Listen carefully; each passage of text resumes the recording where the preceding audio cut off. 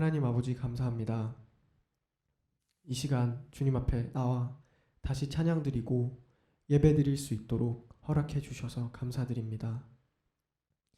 주님, 아무리 세상이 혼란스럽고 아무리 상황이 어렵다 하더라도 죽음에서 부활하시고 우리 열방의 소원이신 소망이신 주님께서 이미 승리하셨다는 것을 기억하고 진심으로 기뻐할 수 있는 우리가 될 수 있도록 도와주시옵소서. 우리의 예배와 찬양을 받아주시리라 믿으며 이 모든 말씀 예수 그리스도 이름으로 기도드렸사옵나이다. 아멘. 예배에 나오신 여러분을 주님의 이름으로 환영합니다. 이 시간 어렵고 힘든 상황이라 하더라도 우리의 소망이 되시는 아와 함께 기쁘게 찬양을 올려드렸으면 좋겠습니다.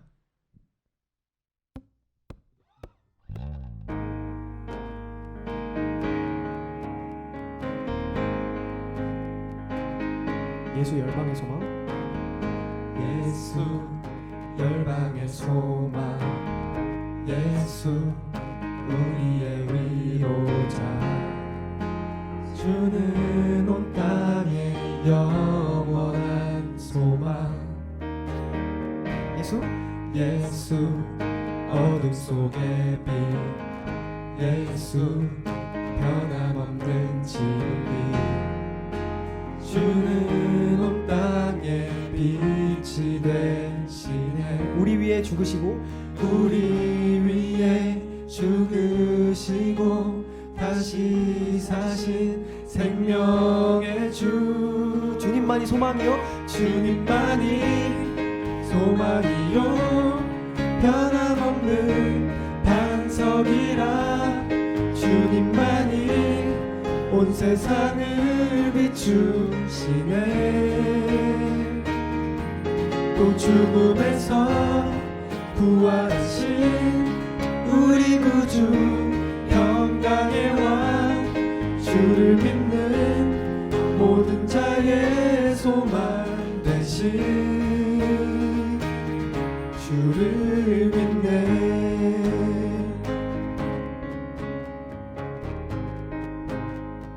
예수 어둠 열방의 소망, 예수 열방의 소망, 예수 우리의 위로자, 주는 온 땅의 영원한 소망.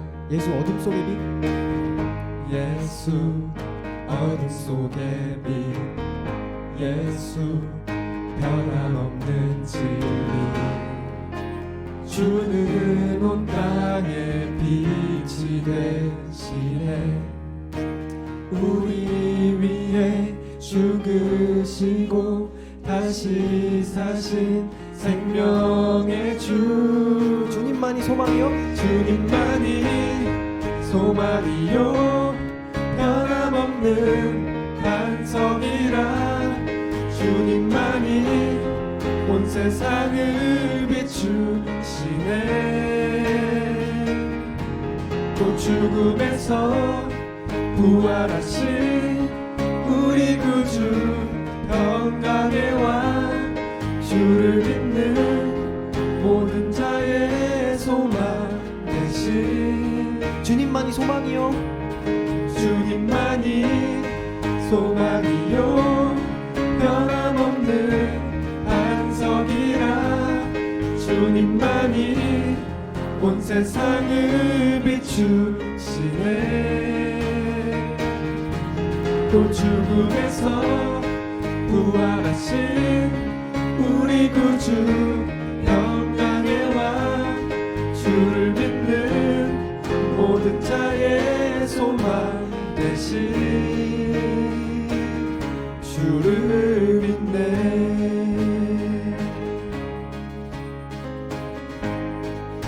우리 위에 죽으시고 다시 사신 생명의 주, 우리 위에 죽으시고 다시 사신 생명의 주, 우리 위에 죽으시고 다시 사신 생명의 주, 마지막으로 우리 위에 죽으시고 다시 사신 생명의 주 주님만이 소망이요 변함없는 반석이라 주님만이 온 세상을 비추시네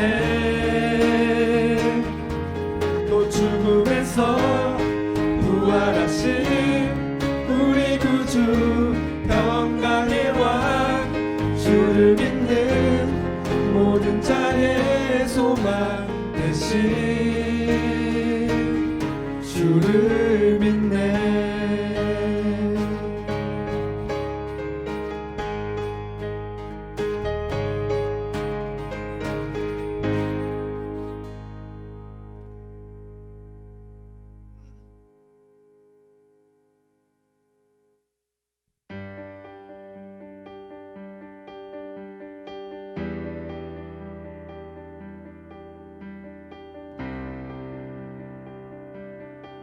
땅 위에 오신 이 땅 위에 오신 하나님의 본체 십자가에 달리사 우리 죄 사하셨네 하나님이 그를 지극히 높여 모든 이름 위에 뛰어난 이름을 주사 우리 예수 이름 앞에 절하고 모든 입이 주를 시네 영광 중에 오실 주를 보리라 선포해 왕께 만세 왕께 만세 존귀와 위엄을 찬양해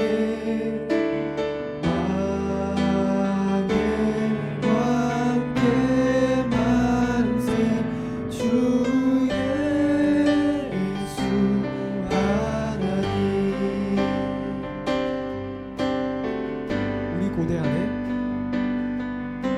우리 고대 안에 주님 오실 그날 다시 사신 왕의 영광 이 땅을 비추네 사단의 권세는 주 앞에 무너져 생명과 진리의 주 권세 가장 높도다 우리 예수 이름 앞에 절하고 모든 입이 주를 시네 영광 중에 오실 주를 보리라 선포해 왕께 만세 왕께 만세 존귀와 위엄을 찬양해 왕께 만세 주 예수 하나님 우리 예수 이름 앞에 절하고 우리 예수 이름 앞에 절하고 모든 입이 주를 시네 영광 중에 오실 주를 보리라 선포해 왕께 만세 왕께 만세 존귀와 위엄을 찬양해 왕께 만세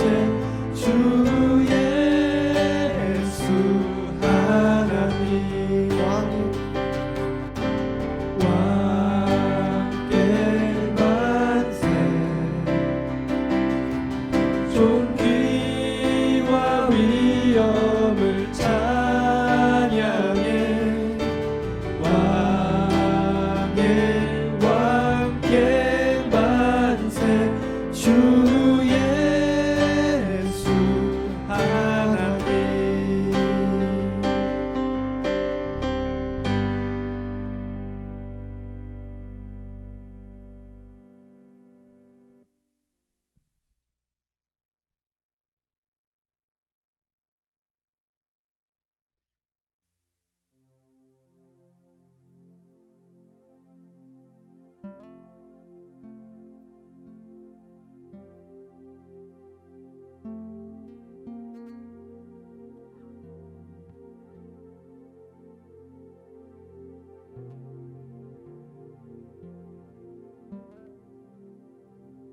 구주를 생각만 해도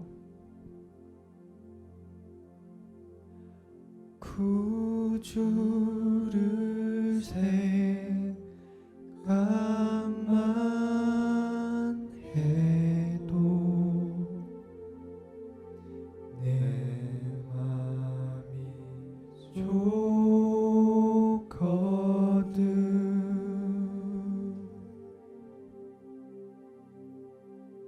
주 얼굴 배울 때야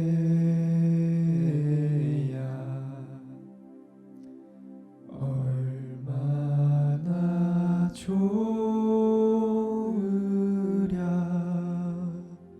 다시 한번 구주를 생각만 해도 구주를 생각만 해도 내 맘이 좋거든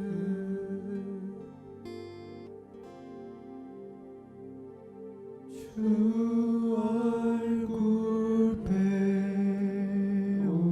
때야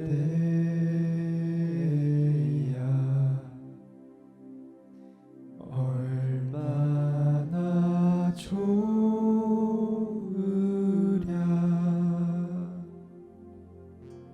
시간 다 함께 기도했으면 좋겠습니다. 힘들고 어려운 상황 속에서도 주님의 얼굴을 바라보기만 하면 기쁨과 감사로 채워주시는 주님을 바라봅니다. 이렇게 고백하고 이 시간 다른 거에 시선을 고정하지 않고 주님만 바라보고 주님에게만 주목하는 그런 예배와 그런 찬양 그리고 그런 삶을 살 수 있도록 이렇게 고백하는 시간이 됐으면 좋겠습니다. 기도하겠습니다.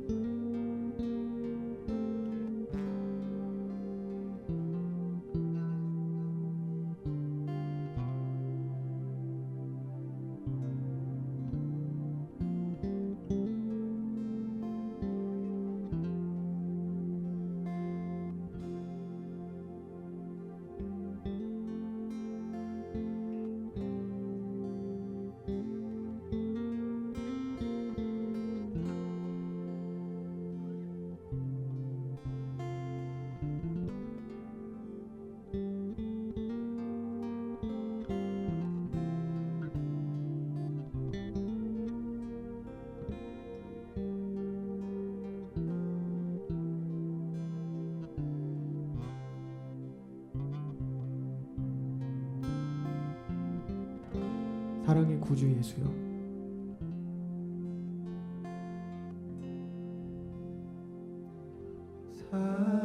사랑의 구주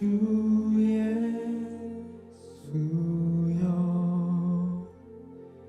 내 기쁨 되시고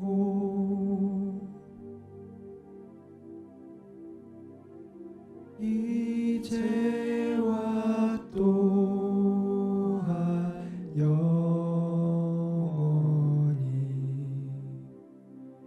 영광이 되소서. 마지막으로 구주를 생각만 해도 구주를 생각만 해도 내 맘이 좋거든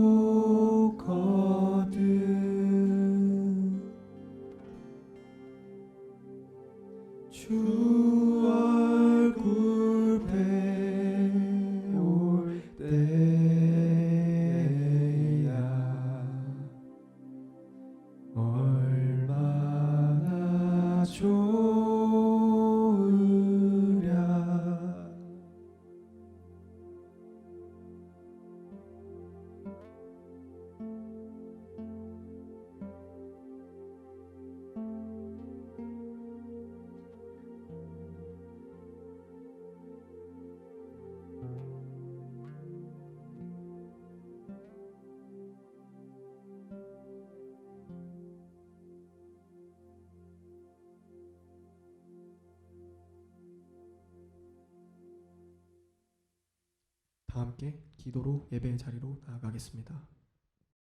하나님 아버지, 저희들을 사랑하셔서 예수 그리스도를 알게 하시고 이 시간에 아버지 앞에 나와 예배드릴 수 있게 하심을 감사드립니다. 또한 지난 한 주를 돌아볼 때 아버지께서 저희와 함께 해주시고 인도해 주신 수많은 일들을 인해 감사하고 찬양합니다. 이 시간 저희가 예배드리기에 합당하도록 깨끗하게 되기를 원합니다. 세상의 소식들을 들으면서 기도하기보다는 걱정하고 두려워했던 저희의 믿음 없음, 감사하기보다는 불평했던 것들, 저희 자신의 일에만 바빠서 이웃에게 무관심했던 것들, 이 시간 저희의 모든 죄를 고백하고 예수님의 십자가에 의지해서 회개합니다. 용서하시고 깨끗하게 해주옵소서. 오늘 예배를 통해서 저희들이 각자에게 하시는 하나님 아버지의 말씀을 들을 수 있기를 원합니다. 말씀을 전하시는 하홍표 목사님과 함께 하셔서 아버지의 말씀을 온전히 선포하실 수 있게 도와주시고 듣는 저희에게도 성령님께서 함께 하셔서 아버지의 말씀을 깨달을 수 있는 지혜와 또 말씀대로 살아갈 수 있는 힘을 주옵소서. 올해 저희 교회가 말씀이 흥왕하는 교회가 되기를 위해 기도하고 있습니다.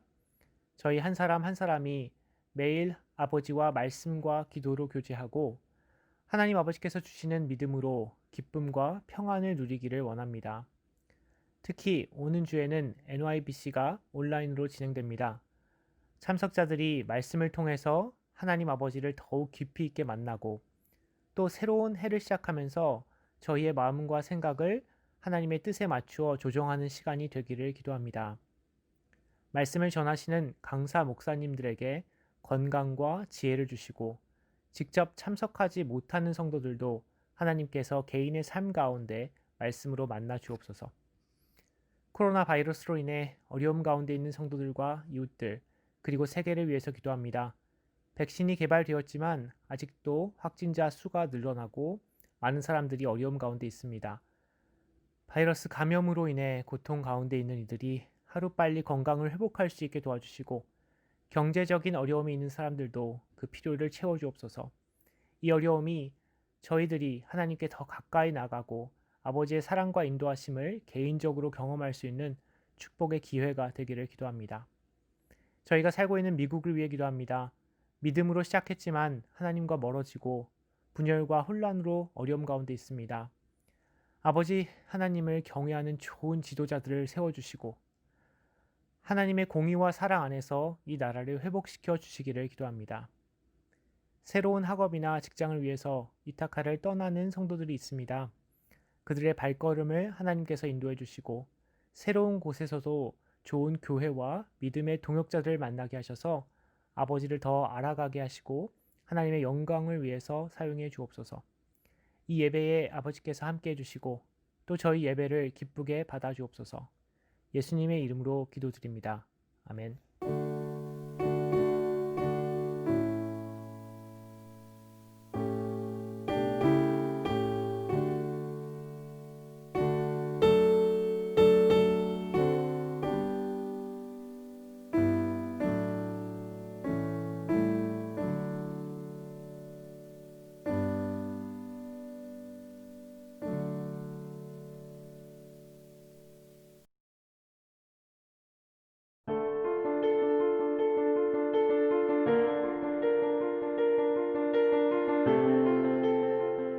God gives us many wonderful gifts, such as the ability to speak well, spiritual understanding, or a heart for giving to the needy.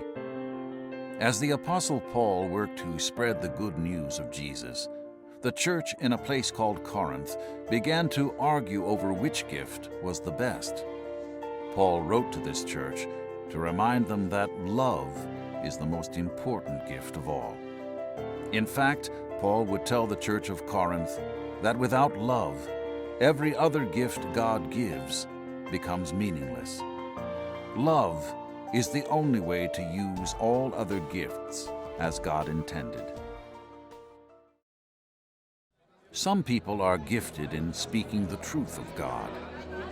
When people with this magnificent gift are filled with the love of God and speak about what He has done in their lives, their audiences stop and listen. Their words help to teach about Jesus and to open otherwise cold, hard hearts. But without love, these same words are empty and have no meaning. The Apostle Paul said, "Without love, a person with this gift is a noisy gong or a clanging cymbal." People gifted with spiritual understanding of who God is and His mighty power know what God is capable of and what that means for our lives. People with this gift, who are filled with the love of God, can confidently face any difficult situation and never fear, because they know God is more powerful than anything they may encounter. The Apostle Paul writes that while people with this gift can have a faith that moves mountains, without love, such miracles will look like nothing more than cheap magic tricks. God gives some people hearts that care for others. Whether they are giving money, time, or talent, these people are following Jesus' command to love others as Jesus loves us. But Paul explains that if a person gave away everything, including his own life, he gains nothing if it is done without love. Without love, the giving this person does is not meant to help others and glorify God, but is an attempt to show how great the giver is. So, if these powerful and wonderful gifts are nothing without love, what is love? Paul explains that love is patient and kind. Love is not jealous of what other people have, and it does not brag or act proud.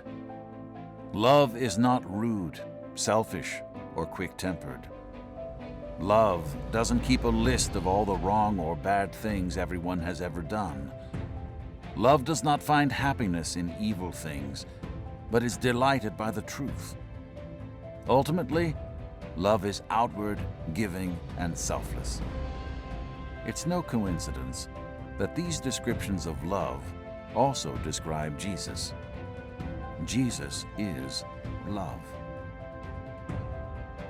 Paul explained how temporary these gifts are, using the example of a child growing up. When children mature into adults, they can see life as bigger than themselves and their own personal needs. According to Paul, on earth, we are like children.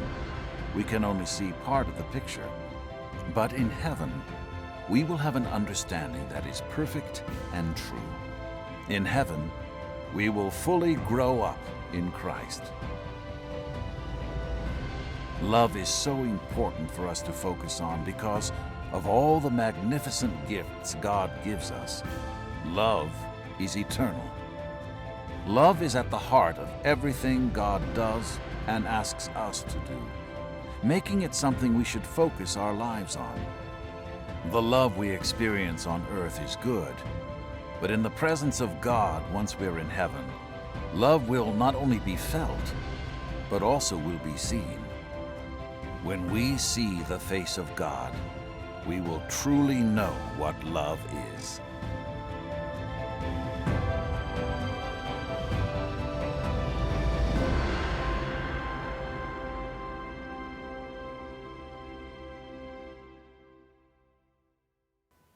Hi. Do you like playing games? I like playing games. I like playing games with my family. Games like Monopoly, or Ticket to Ride, or Throw Burrito. Other games that I like to play are more like mental games. Games like Bible Jeopardy, or What Would Happen If, or Would You Rather Be This or That? Games like that. Back in the times of the Apostle Paul, they played a game in the early church. They asked the question, what is the most important gift to have as a Christian? Now, some people thought that powerful speaking was the best gift to have, while others said that it was prophecy, and others in the church said that it was generous giving. Today, we're going to read what Apostle Paul said and taught about the greatest gift of love. Let's read together from 1 Corinthians chapter 13, verses 1 through 13.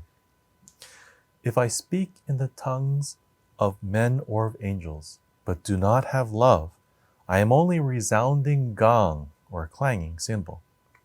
If I have the gift of prophecy and can fathom all mysteries and all knowledge, and if I have faith that can move mountains,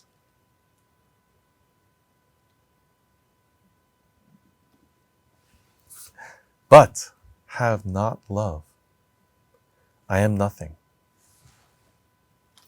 If I give all I possess to the poor and give over my body to hardships that I may boast, but do not have love, I gain nothing. Love is patient. Love is kind. It does not envy. It does not boast. It is not proud. It does not dishonor others. It's not self-seeking. It's not easily angered. It keeps no record of wrongs. Love does not delight in evil, but rejoices with the truth. It always protects, always trusts, always hopes, always perseveres. Love never fails.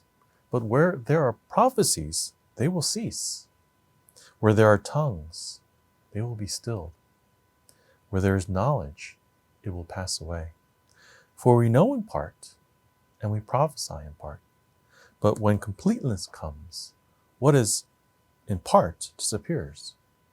When I was a child, I talked like a child. I thought like a child. I reasoned like a child. When I became a man, I put the ways of childhood behind me. For now we see only a reflection as in a mirror. Then we shall see face to face. Now I know in part. Then I shall know fully, even as I am fully known.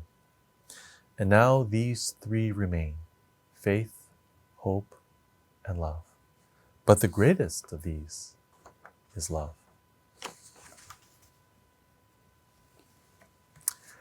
Christmas is over. Yesterday, we put away our Christmas tree and we put away all the Christmas ornaments and took everything down. It was a little sad, but I hope you enjoyed the presents that you received. And more importantly, I hope that you will continue to cherish the gifts that you received from God. Now, these gifts weren't put under the Christmas tree, but the gifts that we receive from God are so amazing. Now, some of these special gifts are gifts that He has given especially to you. Some of these you may already know. Others you may have to discover for yourself and develop them. Some of you may have the gift of a generous heart or an obedient heart. Others of you may have the gift of speaking well or the gift of making other people happy. Others of you may have the gift of curiosity or the gift of understanding other people and having a compassionate heart. But God, as well as giving these very special personal gifts, also gives all of His people some gifts. Gifts like knowing that Jesus is our Lord and Savior.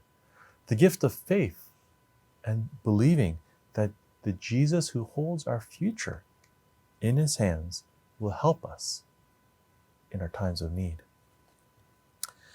I think if you really thought about it, you might discover how many amazing gifts God has given you and blessed you with. And yet, in today's passage, Paul wants us to understand how vital and precious is the gift of God's love in our lives. Now, Paul says that without love, even all the amazing gifts we have, we would only be a resounding gong or a clanging cymbal. Even if we gave every single thing that we had, if we gave it without being motivated by love, it would all be meaningless and we would gain nothing. Paul wants us to know that love is not just important in our lives. It's at the very center of our lives. He doesn't just hope that we'll have love someday. He wants us to pursue love every day, each and every day of our lives and every moment should be filled with God's love and with the opportunity to show God's love to those that we know, to our family, to our friends, and our neighbors. So the big question is, what is love? Well, love is one of those things that we know what it is when we see it, but it's very hard to put into words.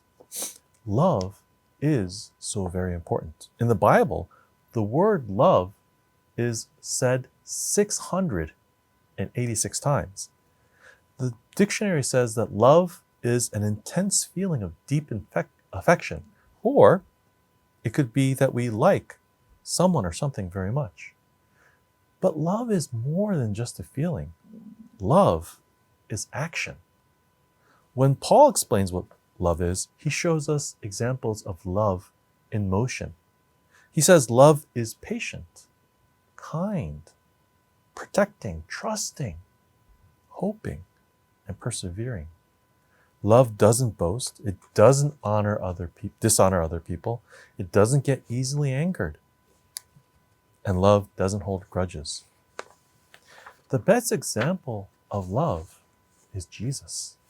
Jesus showed us what it looks like to live a life of love. Jesus shared his life with us.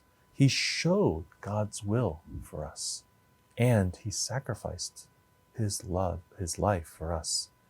As we become like Jesus, we're going to act the way Jesus did, being filled with love.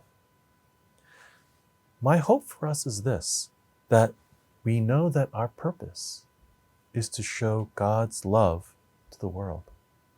Sometimes we can explain that with words, telling other people about God's goodness and God's love.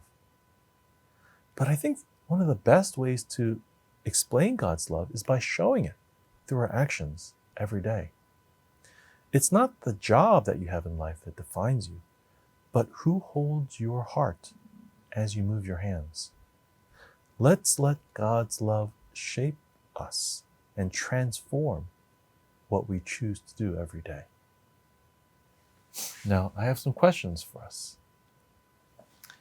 What were the people in the church in Corinth arguing about?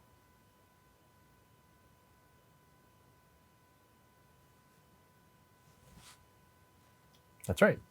They were arguing about which was the spiritual gift that was the best to have. People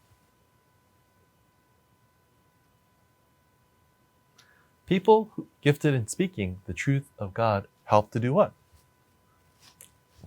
They help to teach about Jesus and to open cold and hard hearts. What can people gifted with spiritual understanding of God do? They can face any difficult situation and never fear because they trust in God.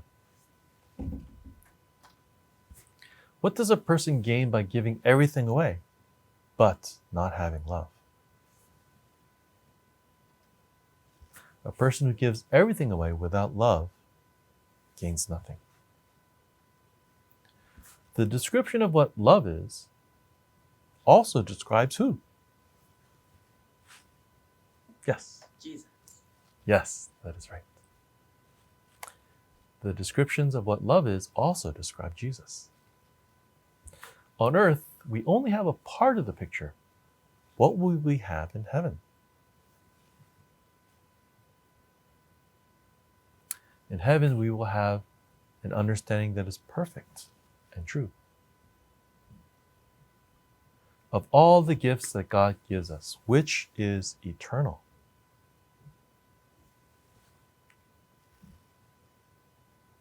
Love is eternal. And the big idea for today is that God has given us gifts to help us spread his love. And the memory verse for today comes from 1 Corinthians chapter 13, verse 13. So now faith, hope, and love abide, these three, but the greatest of these is love. Let's pray. Heavenly Father, we thank you that you give us the example of love, that Jesus is the perfect example of how we can live our lives in love. We thank you for his example, and we pray that you will help us, that every day we may pursue love, that we will be filled with love, and that we will show your love to us, to the people around us, with our lips, but also with our hands. We want to be filled with love as we serve other people, as we encourage other people, as we protect other people. We thank you, Lord, for your love for us, because it transforms us and wants us and helps us to want to love others. We thank you for the gift of love and what love is in our lives. In Jesus Christ's name we pray. Amen. 교회 소식입니다. 주일 예배에 참석하신 모든 분들을 주님의 이름으로 환영합니다. 2021년 상반기 동안 아래의 기도 제목들로 각자 계신 곳에서 한 마음으로 기도하여 주시기 바랍니다. 주일 예배는 기존과 같이 12시 45분부터 온라인으로 드려집니다. 헌금은 수표나 온라인 헌금 사이트를 통해 보내주시기 바랍니다. 새해 기도 제목을 작성하신 분들은 담임 목사님께 보내주시기 바랍니다.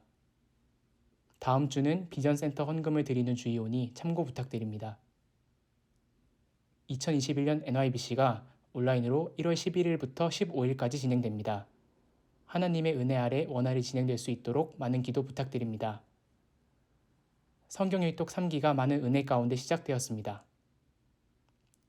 봄 학기 기온 목장지기 첫 모임이 1월 17일 오후 3시에 있습니다. 중고등부의 버추얼 토요 모임이 2월부터 첫째, 셋째 주 토요일 오후 8시에 진행됩니다. 매일 새벽 예배는 생명의 삶 순서에 따라 기도드리시기 바랍니다. 원종성 손한글 성도님 가정의 취업이 결정되어 한국으로 귀국하게 됩니다. 성도님들의 많은 축하와 기도 부탁드립니다.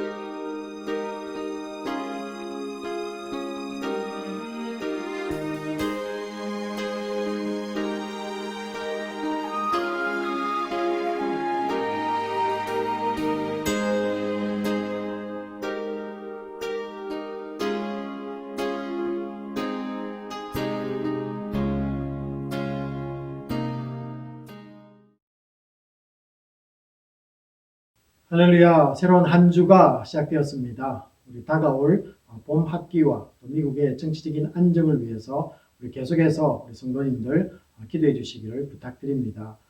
우리 내일 저녁 7시부터 개회 예배로 우리 NIBC가 시작됩니다. 많은 성도님들 참여해 주시고 기도로서 후원해 주시기를 바랍니다. 한글학교를 우리 섬겨 주실 우리 교장 선생님을 찾고 있는데요. 기도하시면서 감동이 있으신 분은 저에게 연락 바랍니다. 우리 원종성 손한글 성도님 가정이 취업이 결정되어서 한국으로 귀국하게 됩니다. 이곳에 와서 예수를 영접하고 또 호산나 찬양대와 또 우리 찬양팀에서 수고해 주셨고요. 무엇보다도 많은 간증을 남겼습니다. 이 귀한 부부를 축복하며 우리 함께 기도하도록 하겠습니다.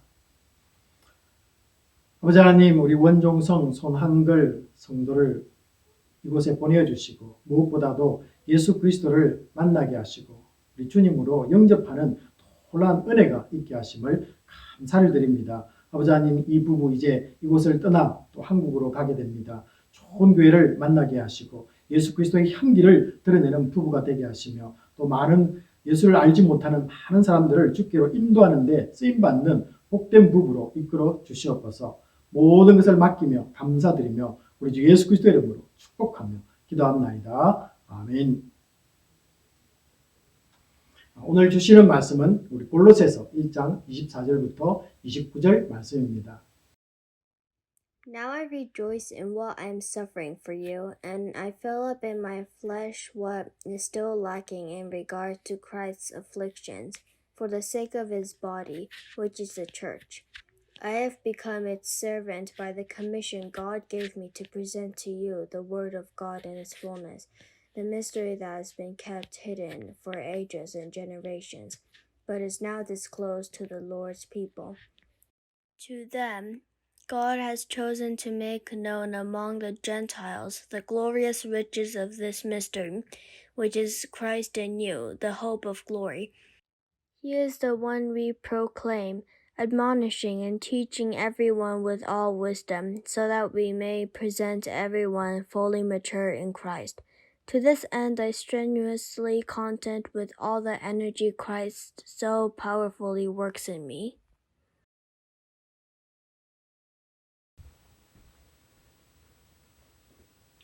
연초에는 이 교회 재직들을 위한 말씀을 나누곤 합니다. 우리 교회도 1월 마지막 주일날은 이 교회 재직 임명이 있습니다. 매년 우리 서리 집사님들을 임명하는데요. 교회에서 이 직분을 맡은 집사, 권사, 장로, 이 목회자들을 모두를 재직이라고 부릅니다. 자, 그런데 우리가 실제 궁금한 것은 재직은 무엇을 해야 하는가라는 것입니다. 오늘 그 답을 찾기 위해서 교회를 위해서 일한 이 사도 바울을 통해서 재직은 무엇을 하는 사람인가를 한번 바라보고자 합니다. 먼저 24절 이 상반절을 보시면요. 이런 말씀이 있습니다. 나는 이제 너희를 위하여 받는 괴로움이라고 이렇게 언급을 하고 있습니다. 이 말씀을 문자적으로만 보면요. 바울이 골로새 교회를 위해서 일하다가 당하는 괴로움으로 느껴집니다. 자, 그렇지만은 우리가 자세히 보면요. 바울은 골로새 교회를 세우지도 않았고 사역자로도 그곳에서 일하지 않았습니다. 사도행전 19장에서 보시면은 사도 바울이 3차 에베소 지역을 전도할 때 아마도 그때 생겨난 교회가 아닌가 이렇게 볼 수 있습니다. 그러므로 오늘 이 본문 24절 이 상반절 말씀은요. 이 특정 이 골로새 교회를 언급하는 것이 아니라 그들과 같은 이방인들에게 복음을 전하는 일로 인해서 여러 가지 고난을 당하는 것을 뜻한다라는 것입니다. 그러므로 이 본문 말씀을 통해서 우리에게 들려주는 이 재직이 누구인가, 어떤 사람인가를 첫 번째 메시지를 전달하고 있습니다. 첫째는요, 주의 일을 하면서 힘들고 괴로운 일이 생기면은 그 일을 감당하는 사람들이다. 이렇게 말씀하고 있습니다. 여기서 말하는 힘들고 어려운 일이라는 것은 우선적으로 기도가 필요한 일을 말합니다. 아픈 분이 생기거나 또 아니면 힘든 일을 당한 분들이나 또 아니면 이 코로나19 이 바이러스 이 팬데믹과 같은 감당할 수 없는 일이 생길 때 우리가 이것을 감당하는 사람들이 재직들이다. 어떻게 감당할까요? 기도도 하기도 하고 찾아가서 위로도 하기도 하고 또 때로는 어떻습니까? 우리가 특별 금식 기도도 하면서 또 아니면은 철야 기도가 필요하면은 밤을 새워가면서 기도하는 그런 모습을 우리가 볼 수 있습니다. 이런 것들을 감당하는 사람이 재직이다라는 것이죠. 갑자기 어려운 일이 생기면은 찾아가서 우리가 위로해주고 신방도 해야 됩니다. 또 그리고 선교지를 돕고 후원해야 할 일이 생기면은 물질적으로 후원도 하는 일을 감당하는 겁니다. 24절 이 상반절에서 사용되는 이 괴로움이라는 것은요, 이 단어는 고난, 재난, 불행 등으로 번역이 가능한 단어입니다. 정신적 고통이나 또 경제적 손실 또는 이 바울처럼 이 감옥에 가는 육체적 고난까지 포함하는 그런 의미를 담고 있습니다. 결국에 이 재직은요, 믿음의 공동체 내에 힘들고 어렵고 또 고통스러운 모든 일들을 내 일처럼 감당하고 처리해가는 희생의 사람이다라는 것을 말씀해주고 있습니다. 그런데 이런 재직들에게는 현실적인 문제가 따르게 됩니다. 예를 들면요, 이 교회에서 가족 수련회 그리고 말씀 사경회, 이 바자회를 한다고 한번 생각해 보시기 바랍니다. 막상 그 일에 동참하려고 하면은 학교 일이나 또 직장 일이나 가정 일보다 더 우선적으로 생각해야 할 때가 생깁니다. 더구나 직책을 맡을 경우에 자신의 일이 희생되는 경우도 발생하기도 합니다. 그래서 아예 교회에서는요, 어떤 일이든지 안 하는 그룹이 생겨나기도 합니다. 주일 예배를 제외한 교회 모든 행사나 또 모임이나 부스를 맡거나 또 아니면 임원이 되는 일에 전혀 관계하지 않으려고 하는 그런 그룹이 생겨나는 것이죠. 또 두 번째는 또 어떤 그룹이 생기냐면요, 나의 상황을 고려해보고 또 할 수 있는 것만 이 선택적으로 참여하는 그런 사람들도 생겨날 수가 있습니다. 또 아니면 마지막 그룹은요, 내 마음이 좀 불편하고 손해가 있어 보일지라도 자신을 희생해 가면서 주의 일을 하는 분들도 있습니다. 어떤 것을 주님은 원할까요? 마지막이 좋아 보입니다. 저도 그렇게 생각하고 싶은데요. 전혀 주의 일 안 하는 것보다 낫다고 말할 수 있습니다. 또 기회만 보고 미루는 것보다 낫다고 볼 수도 있기 때문에 그렇습니다. 자, 그러나 우리가 이 마지막 경우에 우리가 한번 생각해 볼 것은요. 이 본인의 자율적 의지도 없이 남에게 억지로 떠밀려서 일을 할 수 있기 때문에 우리는 이 마지막도 한번 고려의 대상이 된다라는 것입니다. 주의 일이기에 처음에는 감당해서 맡아서 추진해 갑니다. 그런데 시간이 가면서 이 맡은 일이 버거워지고 힘들어지기 시작하면 원망이 생깁니다. 그러므로 우리가 무조건 주의 일을 해야 한다고 말하지만은 이것도 꼭 생각해 봐야만 한다라는 것이죠.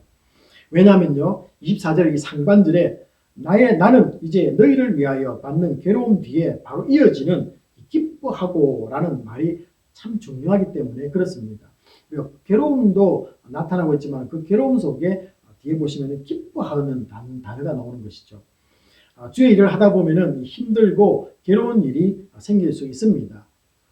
이때는 어떻게 합니까? 괴로운 일은 견뎌야 하고 참아내는 것이 합리적이고 설득력이 있어 보입니다. 자, 그런데 바울은 오늘 본문에서 뭐라고 말합니까? 바울은 이 괴로움마저도 기뻐한다고 말하고 있습니다. 그러므로 오늘 이 재직은요, 두 번째 메시지는 이런 말씀을 우리가 들을 수 있습니다. 힘든 일에도 기쁨으로 주의 일을 감당하는 사람들이다. 그래서 맨 처음에는 어려운 일을 감당하는 희생의 사람들이다 라고 말했다면요, 두 번째는 그것을 조금 뛰어넘어서 힘들고 어려운 괴로운 일들 속에서도 기뻐하며 그 일을 감당하는 자들을 재직이라 부른다라는 것이죠. 점점점 좀 우리를 하나님께 가까이 가는 사람으로 만들고 있는 그런 느낌이 우리에게 오고 있습니다. 자, 그런데 이 기쁨으로 고난을 감당한다라는 이 말씀에는 중요한 의미가 있습니다. 하기 싫어도 시간이 없어도 무조건 주의 일을 해야 한다가 우리 신앙생활에서 좋은 신앙이라고 생각하거나 또 말하는 사람에게 더 많은 것을 생각하게 만듭니다. 그러나 현실에서 이 억지로라도 일을 하다 보면은 그 속에서 기쁨을 얻고 은혜를 체험하는 분들도 있습니다. 실제로 그런 분들의 좋은 간증을 종종 듣곤 합니다. 또 믿음도 있고 할 수 있는 능력도 충분히 갖추고 있음에도 불구하고 성격상 나서지 않으려는 분들도 있습니다. 이런 분들은 또 억지로라도 일을 하다 보면요, 오히려 이 자신의 성격이 바꾸어지는 그런 간증도 듣게 됩니다. 자, 어느 것이 좋다, 나쁘다 차원을 말하는 것이 아니라는 것입니다. 좋을 수도 있고 나쁜 경우도 나오기 때문입니다. 자, 그래서 이 교회는 재직들을 세울 때 여러 가지를 고려하여서 두 가지 직분자들로 세우게 됩니다. 훈련받아서 평생 섬기기로 결단하는 사람들을 이 재직으로 세우는데 이분들을 우리는 항존직이다 이렇게 말합니다. 목사나 또 장로나 또 서리집사가 아닌 이 안수를 받은 안수집사님들을 우리가 항존직분자다 이렇게 부르고 합니다. 이분들은 평생 기쁨으로 주님의 일을 감당하겠다는 이 서약이 있는 분들이죠. 그 외에는 전부가 1년을 재직으로 섬기게 됩니다. 우리 교회 서리집사님들이 바로 여기에 해당되는 분이죠. 자, 그래서 1년 재직을 임명을 받을 때 이 서약서는 굉장히 중요합니다. 맡은 일은 어떤 특별한 일이 없는 한 1년 동안 하나님 앞에서 잘 섬기겠다는 하나님과 개인의 약속입니다. 그러므로 주의 일을 하는 것을 기도하면서 그 일을 맡으셔야만 됩니다. 가장 먼저 그 일을 맡을 때요, 솔직해지는 것이 중요합니다. 아직 믿음도 없는데 내가 감당할 수 없다면은 조금 더 기도하며 믿음이 생기면 하겠다고 말씀을 해줘야만 됩니다. 그렇다고 해서 여러분 기쁨이 올 때까지 기다려주겠다는 면죄부를 드리는 것은 또한 아니라는 것입니다. 사실 그렇게 한다면은 여러분 우리 교회에서 몇 사람이나 주의 일을 할 수가 있겠습니까? 기쁨이 올 때까지 기다려준다면요, 언제까지 그 기다려야 되겠습니까? 이 말의 의미는 누가 시키든 순번에 의해서 돌아가든 기도하는 가운데 개인적인 마음의 결단으로 시작했던 일단 주의 일을 시작하고 난 뒤에 힘든 일이 나에게 다가와도 기뻐하며 한다는 것을 강조하고 있다는 것입니다. 일단 이런 마음으로 시작을 하게 되면요, 좋은 것들이 많습니다. 우선 기쁨으로 맡은 일을 완수할 수 있기를 바라는 기도하는 자신의 모습을 바라보게 됩니다. 주님, 내가 부족하지만요, 주님 기뻐하며 일하겠습니다. 이런 내 모습을 볼 수 있는 것이죠. 또 왜 저 사람은 안 해? 이런 소리가 나오지 않습니다. 오히려 그들도 주의 일 하면서 즐거움을 맛보게 해달라고 그분들을 위해서 기도하기 때문에 그렇습니다. 그러므로 우리 재직들은 내가 할 수 있는 시간과 여건을 더 생각하기보다는 기쁨으로 그 일을 감당할 수 있는지를 더 생각하기 바랍니다. 그리고 기쁨으로 주의 일을 할 수 있는 사람이 될 수 있도록 기도하는 사람이 되어야만 합니다. 왜냐하면요, 언젠가는 주님이 이 땅에 오시기 전에 한 번은 주님의 몸된 교회를 위해서 일해야만 하기 때문에 그렇습니다. 그리고 또 우리에게 주시는 상급이 있기 때문에 일을 해야만 됩니다. 이 상급의 문제는 우리가 다음번에 말씀을 하기로 하고 아껴두도록 하겠습니다. 자, 그러면은 언제 내가 그 일을 할 수 있을지를 따지지 말고 기쁨으로 주의 일하는 소원과 이 바람을 향해 나아가는 성도들이 되기를 바랍니다. 자, 그러면요, 주의 일을 하지 못하고 있다고 생각하는 그분들도 일 안 하는 사람이 아니라 주의 일을 하기 위해서 준비하며 계속 나아가고 있는 사람들로 보여지기 시작합니다. 그래서 원망과 불평이 사라지는 거죠. 왜 저분은 일을 안 하고 있지? 그게 다 사라지는 거죠. 아, 저분은 지금 기쁘게 하기 위해서 준비하고 있는 분이다. 그런 마음이 우리에게 들기 때문에 그런 분들이 눈에 보일지라도 원망이 사라지는 것이죠. 내가 기쁨으로 그 일을 감당하는 것입니다. 지금 일하고 있는 분들도 일 안 하는 분들을 바라보아도 원망도 정죄가 생겨나지 않게 되는 것입니다. 또 어느 공동체이든지 일할 때가 되었는데 안 하고 있다라는 그런 소리를 들어보았을 것입니다. 그러나 그렇게 말할 필요도 사실은 없습니다. 언젠가 될지 모르겠지만 그분이 기쁨으로 주의 일 감당하기를 원합니다라는 이 마음이 더 우리 속에서 기도로 나오기 때문에 그렇습니다. 오늘 말씀을 나누면서 우리가 하나 더 생각해 볼 것이 있는데요. 주의 일을 하면서 누가 힘들어하고 원망하고 일을 하기를 원하겠습니까? 하면서 신나서 덩실덩실 춤을 추면서 마무리를 하고 싶습니다. 남들까지 격려해주고 싶습니다. 또 지치면 새 힘 얻어서 넉넉히 또 잘 해내고 싶습니다. 자, 그런데 잘 안 된다라는 것이죠. 자, 그렇다면 어떻게 하면 이 즐거움으로 주의 일을 끝까지 잘할 수 있을까라는 것이 우리에게 질문으로 다가옵니다. 앞으로 이 질문들을 몇 주에 걸쳐서 우리가 답을 찾아보겠는데요. 이 답을 찾기 전에 먼저 한 가지 질문을 우리 성도님들에게 먼저 드려보도록 하겠습니다. 주의 일로 내게 희생을 요구한다면 기뻐할 수가 있습니까? 주의 일로 인해서 나에게 주님이 희생하기를 원할 때 나는 기뻐할 수 있겠느냐라는 것입니다. 좀 더 구체적으로 말씀을 드리면요. 이 주의 사역을 감당하다 보면은 이런 일은 없으면 좋겠지만은 혹시나 이 직장에서 승진할 기회를 놓치게 되었다 해도 이 즐겁게 주의 일을 할 수 있겠느냐라는 것입니다. 좀 더 현실감 있게 우리 교회에 한번 정해 보면요. 회장으로 일하다가 한 학기 졸업이 늦어지는 일이 발생하면 기뻐할 수 있을까요? 라는 것입니다. 이 질문부터 우리가 답을 한번 해보시기 바랍니다. 이 질문은 코덴 한인교회 재직들과 성도 모두에게 던지는 질문이기도 합니다. 앞에서 말씀을 나눈 것처럼 이 재직들은 주의 몸된 교회를 위해 섬기다 보면은 시간적으로나 또 아니면 물질적으로나 아니면 정신적으로 자기 희생이 있습니다. 사실 우리의 관심은 교회에서 어떤 사역이나 행사가 있을 때 과연 내 것을 희생하고 섬기느냐에 있습니다. 그러니 오늘 본문은 하느냐 못하느냐가 아닙니다. 그것보다 내 물질, 시간, 다른 것들이 희생당하면서까지 기뻐하느냐라는 더 차원 높은 신앙을 오늘 이 본문에서는 다루고 있는 것입니다. 대부분 성도들은 내 시간, 능력, 가족들 상황이나 형편 모두를 따지고 점검하고 고려해서 참석하려고 노력하는데 신경을 집중합니다. 그런데 주님은요, 그것을 뛰어넘어 그 일을 기쁘게까지 하기를 원하고 계신다라는 것입니다. 그것을 뛰어넘어서 그 기쁨에 초점을 맞추고 있는 것이죠. 여러분, 듣다 보면 더 부담스러워집니다. 더 힘이 듭니다. 그리고 거기까지 어떻게 도달할 수 있어? 라는 그런 질문이 생기기도 합니다. 난감해할 수도 있습니다. 자, 하지만은 24절 이 하반절에 보시면요. 그리스도의 남은 고난을 그의 몸된 교회를 위하여 내 육체에 채우노라 라는 이 말씀 가운데 우리가 주의 일을 기쁘게 할 수 있는 비결을 발견할 수가 있습니다. 바울은 여기서 기뻐한다, 즐거워한다는 단어를 로마서 5장 3절과 빌립보서 2장 18절 여러 곳에서 자주 사용을 합니다. 일반적으로 이 기뻐한다, 즐거워한다는 말은 어떻습니까? 잘 때고 편안할 때 나오는 이 감정을 표현할 때 사용하는 것을 여러분 알고 계십니다. 자, 그런데 이 바울이 사용한 이 기뻐한다, 즐거워한다는 말은요, 놀라운 것은 도저히 기뻐할 수 없는 상황에서 바울 사도는 이 단어를 사용하고 있다는 것입니다.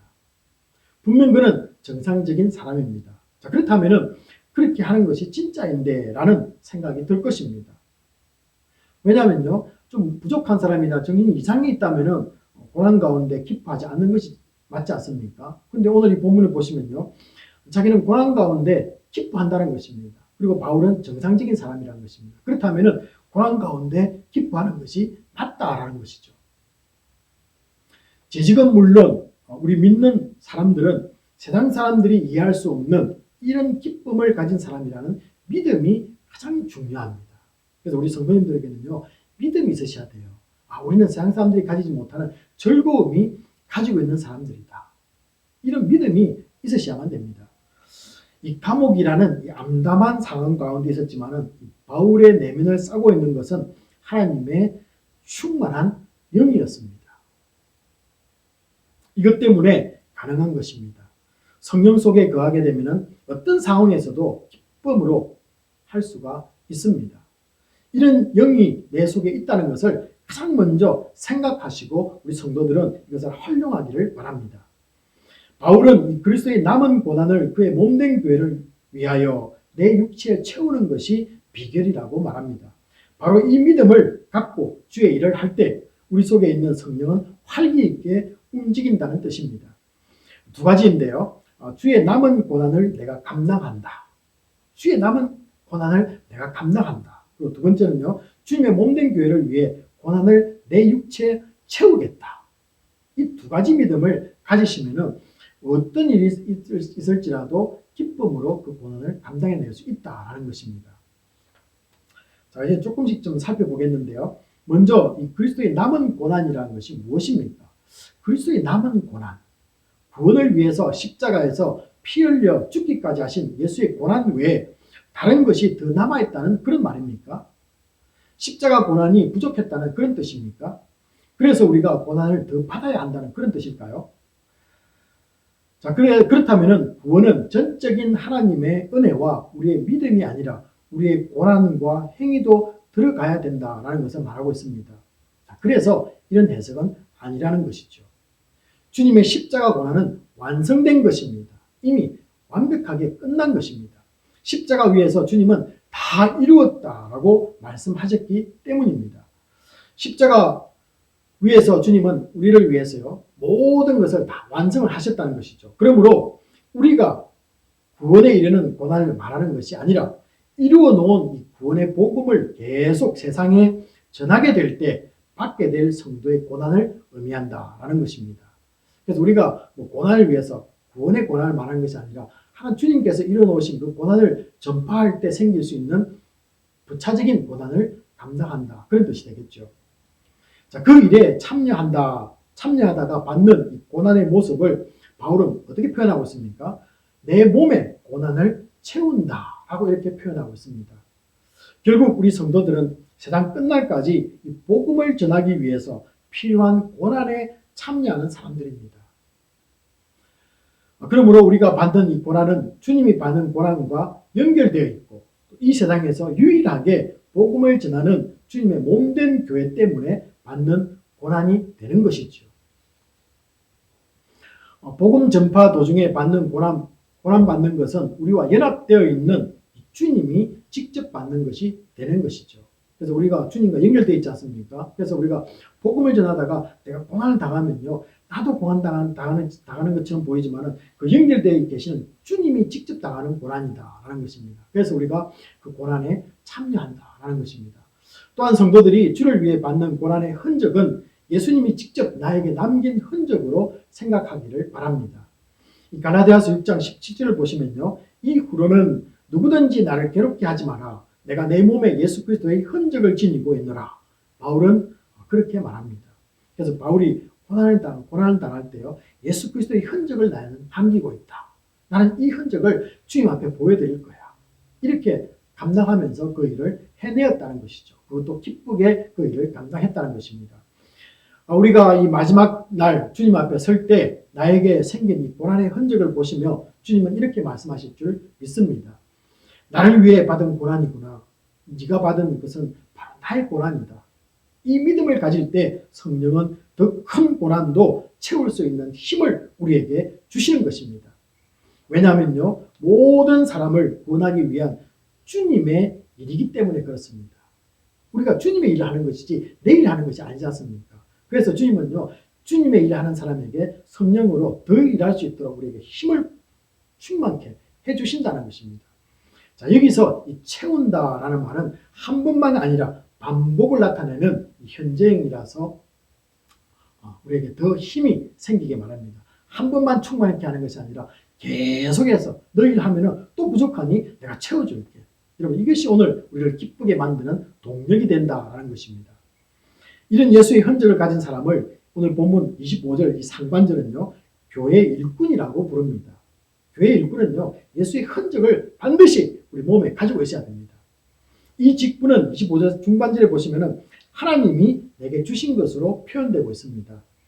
사람이 준 것이 아니라 하나님이 주신 것이다 라는 것이죠. 그러므로 재직을 임명받는 순간을 귀하게 여기시기 바랍니다. 주님이 주셨구나. 하나님이 나에게 주님의 일을 하기 위해서 나에게 주신 직분이다 라는 것입니다. 눈에 보이는 목회자나 교회는 단지 주님의 도구일 뿐입니다. 우리가 일꾼 되는 목적을 25절 이 하반절은 기록하고 있습니다. 왜 우리가 일꾼이 되어야 되는가? 그 목적인데요. 내게 주신 직분을 따라 하나님의 말씀을 이루게 하기 위함이다. 이렇게 말하고 있습니다. 여기서 말하는 이 직분이라는 의미는 집을 돌아보는 직책을 말합니다. 그리고 하나님의 말씀을 이룬다는 의미는 복음을 아낌없이 전하기 위해서 최선을 다한다. 그런 뜻입니다. 자, 그러므로 세 번째로 재직은요, 어떤 사람이냐면은 하나님의 말씀을 최선을 다해서 전하는 일에 주님의 몸인 교회를 돌보는 분들이다 하는 것입니다. 복음을 위해서 최선을 다하는데 그 교회를 돌보는 사람들이다 하는 것이죠. 그래서 교회가 이 복음 사역을 위해서 무엇이 부족한가를 살피는 사람들입니다. 복음 사역을 맡은 모든 분들에게 어려움이 없는가를 묻는 사람들입니다. 그리고 살피고 채워나가는 분들이 재직이라는 것이죠. 결국 교회의 일꾼은 복음의 일꾼이다. 그런 결론이 나게 됩니다. 그러므로 우리 성도들이 재직이 되는 목적은 하나님의 복음을 위해서입니다. 그래야만이 실패하지 않는 신앙생활을 할 수가 있습니다. 사람을 위해 일하지 않고 나의 명예를 위해서도 아닙니다. 오직 복음을 위해 주님만을 위한 일꾼이 될 줄로 믿습니다. 자, 그럴 때 27절 성도들은요, 27절 말씀처럼 성도들은 위험을 무릅쓰고 이방인들에게도 복음을 전하는 일에 참여할 수가 있게 됩니다. 가까운 곳에서만, 안전한 곳에서만 지냈는데요, 이럴 때 이 주님의 일을 하는 일꾼이 되면은 이제는 어떻습니까? 27절 말씀처럼 이방인들에게도 더 위험한 곳에도, 더 복음이 전하지기 어려운 곳에도 복음을 전하는 일에 참여하게 된다는 것입니다. 가장 큰 이웃 사랑을 실천하게 되는 것입니다. 재직들이 수고하고 사랑을 나타내야 할 영역은 하나님을 알지 못하는 세상까지 미치게 됨을 알려주고 있습니다. 이 목적을 마음에 품게 되면 다음은 이것을 이루어내기 위해 구체적으로 해야 할 일들이 눈에 보이기 시작합니다. 그래서 우리가 목적을 가지는 순간에 내가 무엇을 해야 되는 그 구체적인 사역들이 눈에 보이기 시작하는 거죠. 선교 가야 되겠다. 구제해야 되겠다. 봉사해야 되겠다. 섬겨야 되겠다. 이것이 들어온다는 것입니다. 그래서 여러분, 우리 재직들은요, 내가 무엇을 위해서 해야 되는 사람인가를 깨달기 시작하면요, 눈의 사역들은 자진해서 그 사역이 눈에 보이기 시작하는 것이죠. 그러면요, 누가 시켜서 하는 것이 아니라 자원해서, 그래서 기쁘게 그 일을 감당할 수가 있다는 것입니다. 이웃을 향한 이 구제와 봉사, 선교를 위해서 기도회를 한다, 바자회를 한다, 물질을 보낸다. 이 모든 것들이 부자연스럽게 다가오는 것이 아니라 내 몸에 익숙하게 밀착되어서 실제 삶으로 살아내는 것입니다. 이런 모습이 나타날 때 28절 말씀처럼 우리는 그리스도 안에서 완전한 자로 세워지게 됩니다. 오늘 이 끝에 완전한 자, 이게 이제 우리가 마지막 나누게 될 말씀인데요. 이 완전한 자라는 말에 부담을 느낄 수도 있습니다.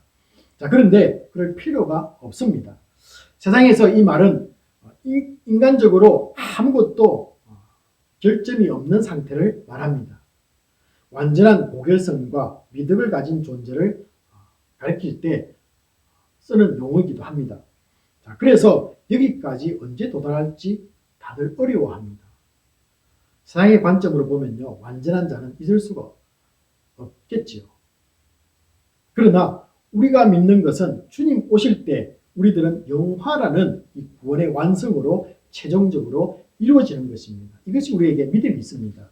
세상은 특정인에게 완전함이라는 말을 사용하지만은 놀랍게도 바울은 성도 모두에게 이 말을 사용하고 있습니다. 그래서 저와 여러분이 완전한 자가 될 수 있다라는 것이죠. 믿는 우리 모두가 가능한 것입니다. 우리의 힘으로 이루어내는 것이 아니라 주 안에 있기만 하면은 이루어지는 것이기 때문에 그렇습니다. 주님 안에만 있으면요, 그건 자연스럽게 이루어지는 거예요. 그러므로 완전함을 추구하는 행위의 열심보다 늘 챙겨야 하는 것은 내가 주 안에 있는 자라는 믿음을 갖는 것이 가장 우선적인 것입니다. 그래서 우리가 늘 주님 안에 거하려고 하는 이 노력이 있어야 되겠죠. 이 땅에서 이루어지는 완전함은 하나님 앞에서의 의로 이루어집니다. 하나님 앞에서 죄 없는 상태인 어렵게 되면 우리의 행위가 아닌 믿음으로 되기에 성도의 완전함은 믿음을 강조할 수밖에 없습니다. 우리의 완전함은 예수 그리스도의 피로 죄 용서함을 받았다는 이 고백입니다. 하나님 앞에서의 죄 없음, 이것이 완전함의 의미이기도 합니다. 의라는 완전함을 이룬 성도는 다음으로 완전한 신앙생활이 가능해집니다. 어렵게 되었는데 왜 완전한 삶이 불가능하겠습니까? 한쪽으로 편향되지 않는 신앙생활을 또한 의미하기도 합니다. 지적인 지성주의에 빠진다거나 아니면 감정에 몰입하는 신앙, 또 행위의 실천만을 강조하는 모든 종류의 이 공로주의를 배격합니다. 그래서 우리 완전한 신앙이라는 것은요, 한쪽으로 쏠리는 것이 아니라 지, 정, 의, 지적으로, 감정적으로, 의지적으로 이 모든 것을 포함한 인격적으로 예수 그리스도를 닮아가는 신앙생활이다라는 것입니다. 전체적으로 이 완전함을 한번 살펴보면요, 이런 큰 그림을 그릴 수가 있습니다.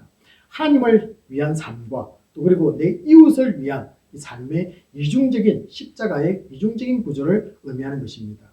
하나님을 향한 이 완전한 삶은 예수 그리스도의 피로 하나님 앞에서 죄 없다 함을 받은 의입니다. 의를 나타내는 것이죠. 칭의를 나타내는 것입니다. 다음으로 이웃을 향한 완전한 삶은 이웃에게 구원의 복음을 전하는 최고의 사랑을 실천하는 일입니다. 그리고 그 일을 위해서 수고와 고난까지 받는 삶을 포함시키고 있습니다. 그래서 하나님을 사랑하고 이웃을 사랑하는데 그 사랑할 때 더해지는 고난까지도 포함하는 것을 완전한 삶에 포함시키고 있다는 것이죠. 비록 지금 이웃을 향해 나타나는 나의 행위가 연약하고 부족하고 미숙해 보일지라도 오늘 본 말씀 29절 말씀처럼 내 속에서 역사하는 이의 역사를 따라 힘을 다하여 수고하는 성령을 따라가는 삶이 살아가면 됩니다. 내 힘으로는 안 되기에 성령의 능력으로 그 일도 하라는 그런 뜻입니다. 그러므로 성도의 완전함은 전적으로 하나님이 이루어내는 것입니다. 우리가 하는 것은 아무것도 없는 거죠. 그냥 그 일에 도구가 되어서 쓰임받을 뿐입니다. 그리고 기쁘게 그 일을 감당하는 그런 책임밖에 없습니다. 전적으로 하나님만 믿고 의지하며 주님이 공급해주는 힘으로 살 때 이 고난까지도 묵묵히 견디며 살아내는 완전한 성도의 삶이 가능할 수 있음을 믿으시기 바랍니다.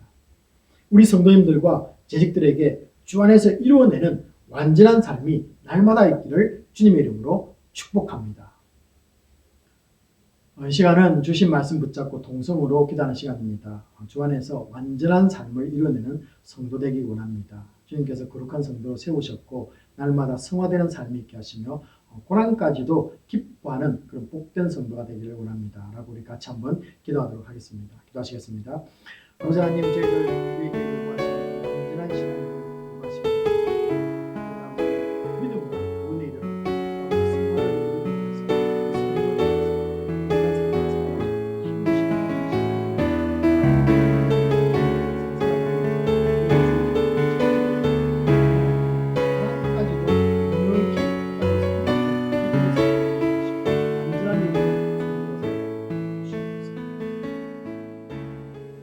아버지 하나님, 오늘 말씀을 통하여서 완전한 성도의 삶을 요구하시는 모습을 바라봅니다. 저들 아버지 하나님, 믿음으로 의에 이르렀고 또 우리에게 주시는 이 성령을 통하여서 하나님 성화되는 삶을 우리에게 살아가게 힘주시는 하나님이심을 바라봅니다. 이제는 주의 일을 하다가 지치지 않도록 도와주시고 또 고난까지도 감당할 수 있는 믿음의 완전한 모습이 나타날 수 있도록 우리를 사용하여 주시고 능력 충만케 역사하여 주시옵소서. 모든 것을 감사드리며 우리 주 예수 그리스도의 이름으로 축복하며 기도합나이다. 아멘. 오늘도 주님 앞에 물질을 드린 손길들을 기억하여 주시옵소서. 한 해 동안 영육 간에 부족함이 없기를 원합니다.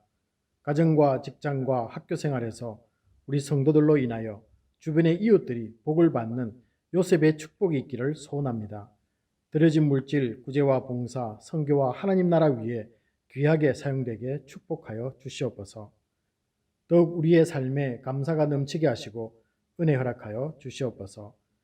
지금은 우리 주 예수 그리스도의 은혜와 지극하신 하나님의 사랑하심과 성령님의 감동감화 위로하심이 주 안에서 의롭게 된 성도들이 주가 원하는 완전한 삶을 살아가기로 결단하는 모든 심령들 위해 지금부터 영원까지 함께 있을지어다. 아멘.